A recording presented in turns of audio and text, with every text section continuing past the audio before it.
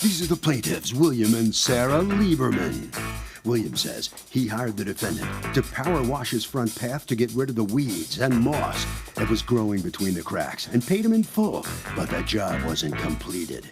The main part of the job was to fill the cracks in with a sand-like substance, which prevents the weeds and moss from growing back, and he didn't do it.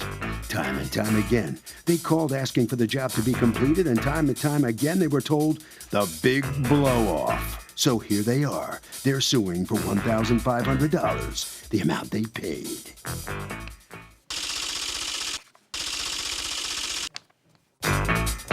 This is the defendant, Drew.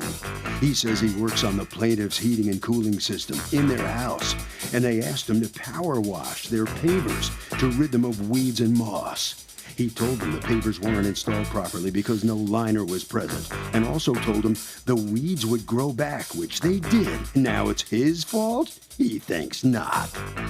He's accused of causing a weedy big problem.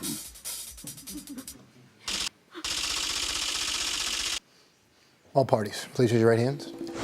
Welcome back to the People's Court. Next case in the docket, the plaintiff hired the defendant to power wash his property to get rid of the weeds, says the job was terrible. But the defendant says pavers weren't installed right.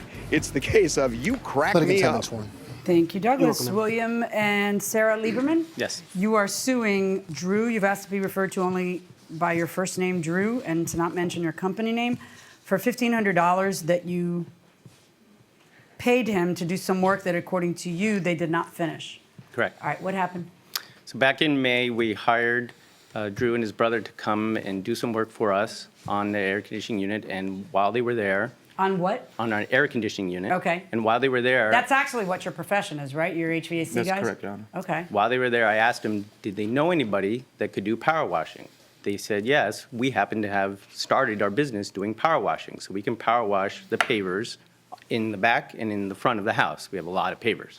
So I pointed out exactly what needed to be done, including all the weeds that were growing between each and every paver, as well as the ants that would crawl up and all the dust that would come out. Wait, you pointed out that those need to be power washed? Yes. I said we have to power wash all the pavers and put sealant to prevent that from recurring. You told him, I want you to put sealant. Yes. Okay. What kind of sealant? So it's a polymeric sand. Did you tell him what it was that you wanted? I mentioned the phrase polymeric sand, which is a type of sand that is for this purpose, yes. Do you have a written contract? No. Okay. Go ahead. They said, I paid them the money. Then these weeds came back within 6 to 8 weeks. And I said, hey, there's still a problem. The weeds came back, the moss came back, et cetera. So they said, okay, well, we'll come by and take a look. So I go, okay, when are you coming by? 2 weeks go by. When are you coming by? 2 weeks go by. Then they said, well, we're getting trained on how to do the sand. And I go, okay, talk to me. What did you guys think you were doing there? Okay. To take all the weeds out, to power wash all the weeds out, and to take all the mold and discoloration from the bricks, because he has bricks in the back of his home, the side of his home, in front. It's a big job. So we told him we'd have to actually sit there and scrub some of the bricks because they were actually molded from all the green peat moss that would come between the bricks and everything. But we also told him that when we took away the weeds, that the weeds will grow back. No, weeds grow back, but he says that you guys were supposed to lay down that on the magical, power new technology or whatever. I don't know how new it is. How new is it? Do you know? I don't know. Where you lay down this sand that is really, so when it gets wet, it kind of hardens, and then it discourages the insects and all that stuff. Did you agree to do that? No, not until after the job was done. You seriously saying that? You're saying that was never part of the job, laying down any sand? Well, the sealant was, not the sand. The sand came after the fact that he was upset about the weeds growing back. Did he ever tell you that he wanted a particular sealant that would stop the weeds from growing? No. Okay. Did you? yes. Yeah. Of course. So if you power wash around the weeds and then seal it, will that get rid of the weeds for good? What do you think? Well, weeds are weeds. Weeds are meant to grow. So. But if you seal it, will it keep it down? I've never heard of that. What do you think? Sound like a good plan? No. Why? Yeah, I'd rather get a professional gardener to take. Well, right, but weeds do come back. What do you think? You seem like maybe you've had some experience. If it was properly done. So if you seal it, the weeds will never come back. Right. Okay. Okay, going inside the courtroom. The prior year, we had somebody else come in, just friends of ours come do the job for several hundred, $700. And the weeds came back, and they said, well, if you want them to stop coming back, you have to put sealant and sand, this polymeric sand, between every one. And there's an easy way to do it. You just lay the sand out with a broom, wet it, and it hardens. And that's now, exactly what I when do. he told you this is what I expected, did you guys communicate by text? Yes. Yes.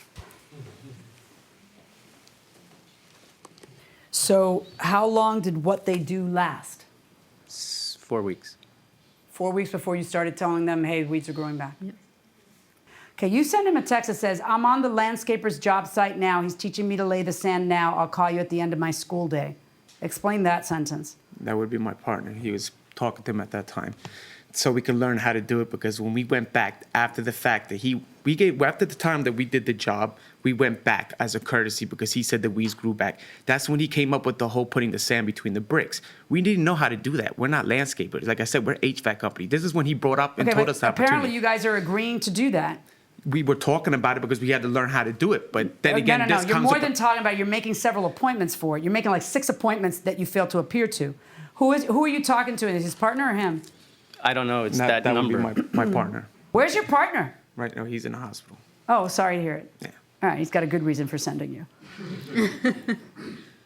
What sealant did you put down? We put a sealant. It was for the bricks. The bricks, it has a sealant for the actual bricks, for the wind, for the water, so they don't crack.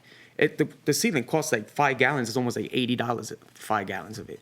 25 Okay, but gallons are you of sealant. telling me, as you stand here, that the guy never said to you anything about the weeds and making sure the weeds didn't come back? When we first discussed the job in the beginning, he had tried to do the job himself, and he asked and told us that when he tried it, that he didn't think he did it right because the weeds grew back. And since that day, we told him, sir, the weeds are going to grow back because you don't have a liner under your bricks.